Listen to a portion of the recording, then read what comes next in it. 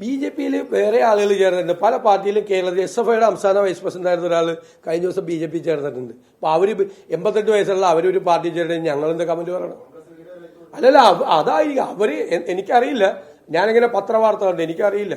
അവർക്ക് ദുരിതം കണ്ടു കഴിഞ്ഞപ്പോൾ അവരെ സഹായിച്ചു.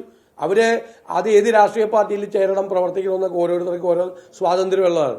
SFI നേതാവ് എങ്ങനെയാണ് BJP ചേർന്ന് തിരുവനന്തപുരത്ത് തലസ്ഥാന നഗരിയിലല്ലേ ചേർന്ന് വൈസ് പ്രസിഡന്റ്?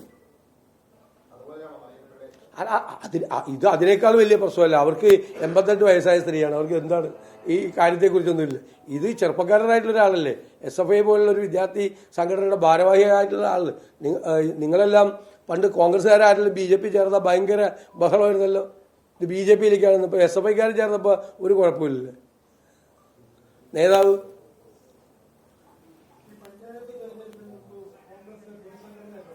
അത് സംഘടനാപരമായ ആഭ്യന്തര കാര്യമാണ്. അത് നിങ്ങൾ പ്രസിഡന്റിനോട് ചോദിച്ചാൽ മതി. തീരുമാനം എടുക്കുമ്പോൾ അത് അറിയിക്കും. പുനഃസംഘടന നടത്തുമ്പോൾ ഞാൻ പറഞ്ഞു ഇന്നലെ കുറേ മാധ്യമങ്ങൾ കോൺഗ്രസിൽ പുനഃസംഘടന ഇല്ല, കുറച്ച് പേര് പുനഃസംഘടനയുണ്ട്, പിറ്റേ ദിവസം പുനഃസംഘടന ഉണ്ടാവും.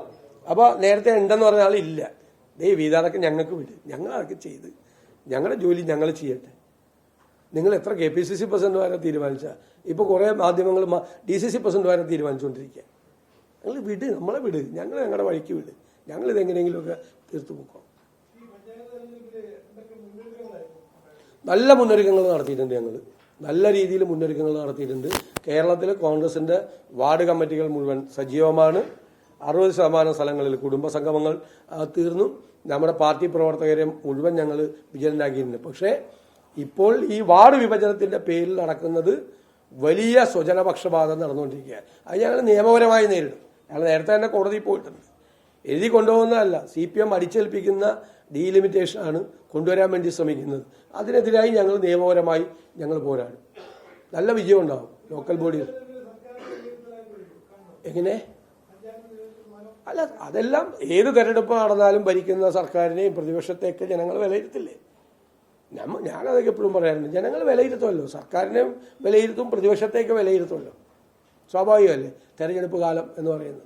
ഞങ്ങൾ തയ്യാറാണ്, UDF തയ്യാറാണ്.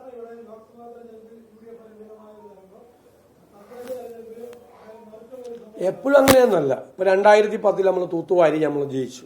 കഴിഞ്ഞ പ്രാവശ്യം കോവിഡ് വന്നുകൊണ്ട് പല പെട്ടെന്നുള്ള തെരഞ്ഞെടുപ്പും നടക്കുകയില്ല എന്നുള്ള കൺഫ്യൂഷനും തയ്യാറെടുപ്പിലുണ്ടായ ചില അപാകതകളും ഒക്കെ കഴിഞ്ഞ പ്രാവശ്യത്തെ ചെറിയ എന്നാലും 10-40% ലോക്കൽ ബോഡികൾ കേരളത്തിൽ ഭരിക്കുന്ന UDF ആണ്.